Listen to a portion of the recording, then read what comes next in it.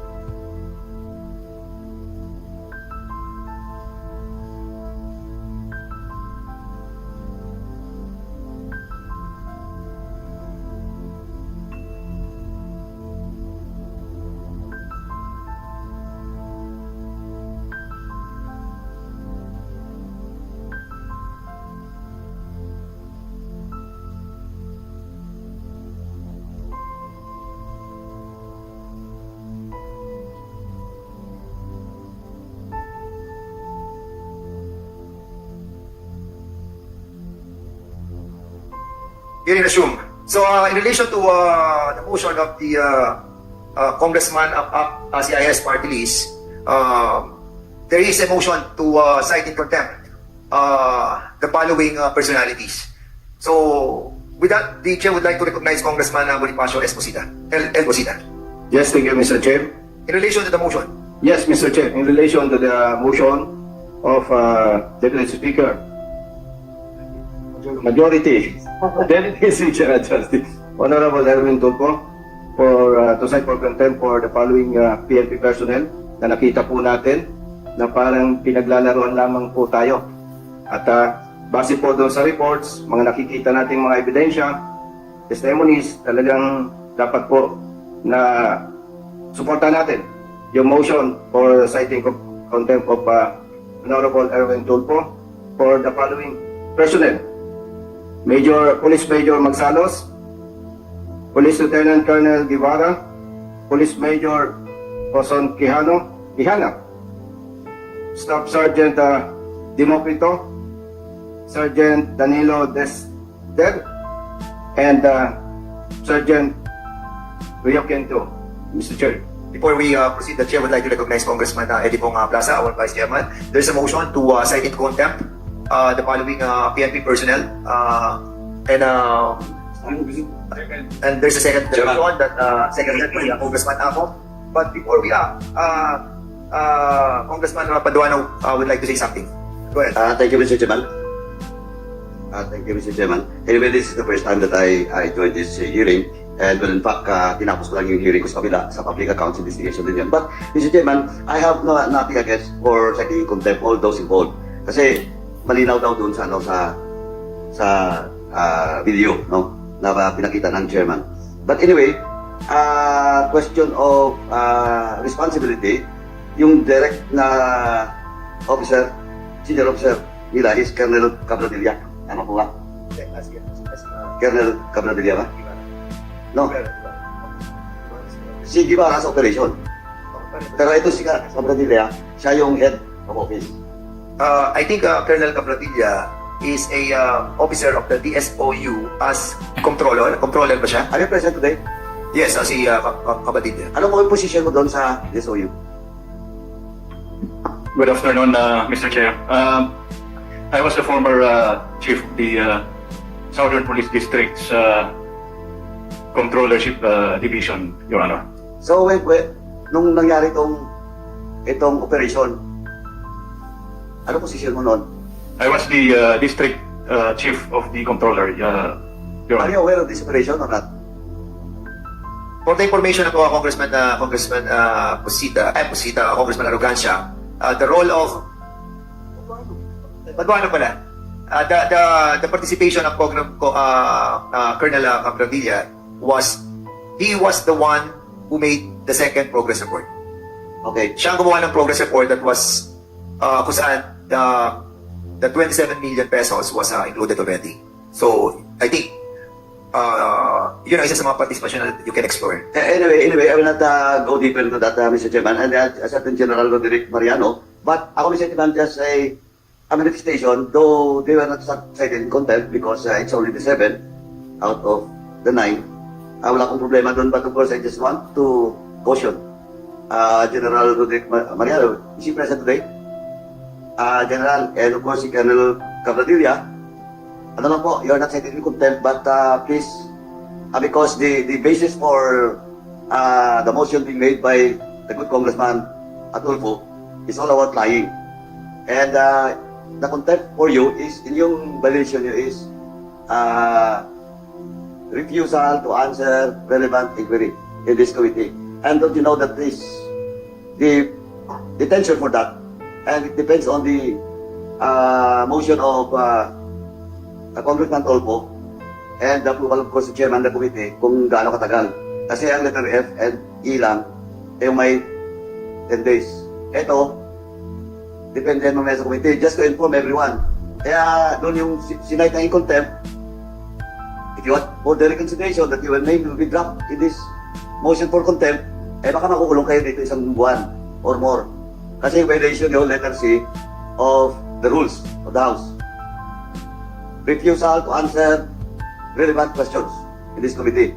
And I will just like again to manifest doon kay General Roderick Mariano and Colonel Cabradilla, please answer the query of all the members of this committee directly with all honesty because you're under oath. Or else, wala kami magawa. We might cite you also in contempt. That's all, Mr. Chairman. Thank you. May I be recognized, Mr. Chair? Colonel Cabradilla, sige, go ahead.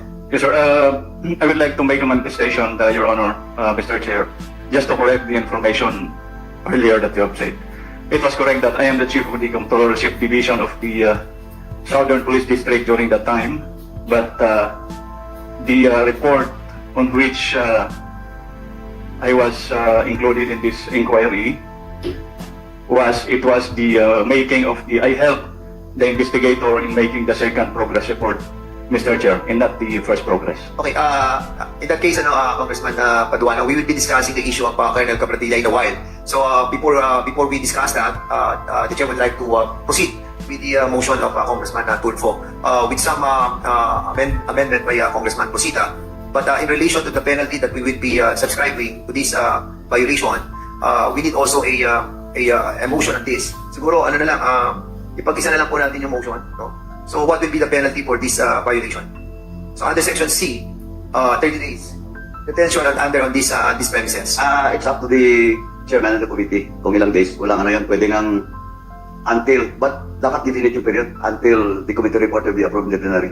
Pwede rin yan, pwede rin 30 days, pwede 15 days. It depends on on the decision of this committee. Kasi hindi siya na-call sa ENFA, which is only 10 days, maximum 10 days. So it's up to the committee if 1 month ba, 2 months ba. Yes, and I believe that this is a collective body that we have to discuss. So it will not be just the chairman who will decide on the length of the period of the penalty, but rather on the wise motion of each and every member of this committee. So, any suggestion, Congressman Flores? Mr. Chair, other than the period of detention, Mr. Chair, it is also up to the committee as the place of detention, Mr. Chair.